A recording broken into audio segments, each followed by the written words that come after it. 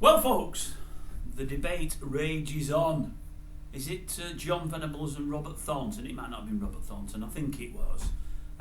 For those that don't know them, they were the child killers, the young children themselves that killed much younger child, James Bulger in Liverpool, a good few years ago now. They killed him in horrific circumstances.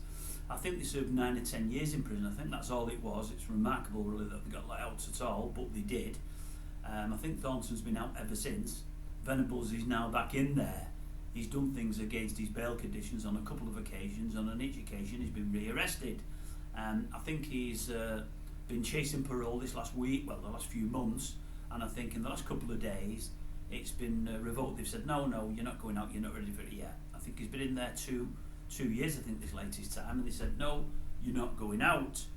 And I think many are saying that he should never come out, and I'd definitely be of that ilk. The thing is, I think he's been out on at least 2 occasions, and I think what he's been caught doing on both occasions, I think he's been looking at child porn. I think that's what it is. It got found out a few years ago when he first got out, so he got rearrested and was in there for a good few years. Again, after more good behaviour inside there, he's got out again. So I think he's been out for about 2 years, and he's been caught doing it again. So now he's back in there.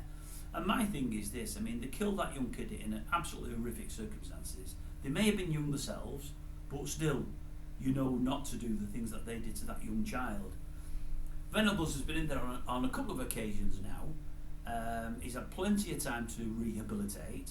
On each occasion, he's come out and done exactly the opposite of what he's been told to do. Now, if you are upset by your crimes and what you've done, and you want to start with a clean slate, not that it's that easy to do that, but you want to try to get back into society and become a decent member within society and try to live the rest of your life in a decent way, the last thing you do is be looking at sort of kiddie porn and what have you. You know, the fact that he was a child himself and he's done something with a young child, some of it was pornographic, we believe, as well, and the fact that he's still looking at pornography now makes you think, what kind of way is this guy's brain wired up? You know, where's he at? And it makes you think, well, if he comes out again, or at any time for that matter, and does more than just look at porn, what's he going to carry out? What kind of stuff is he seeing on the internet that he might think of carrying out himself? I mean, surely he just can't ever be let out again. Absolutely, surely, no matter what age he gets to.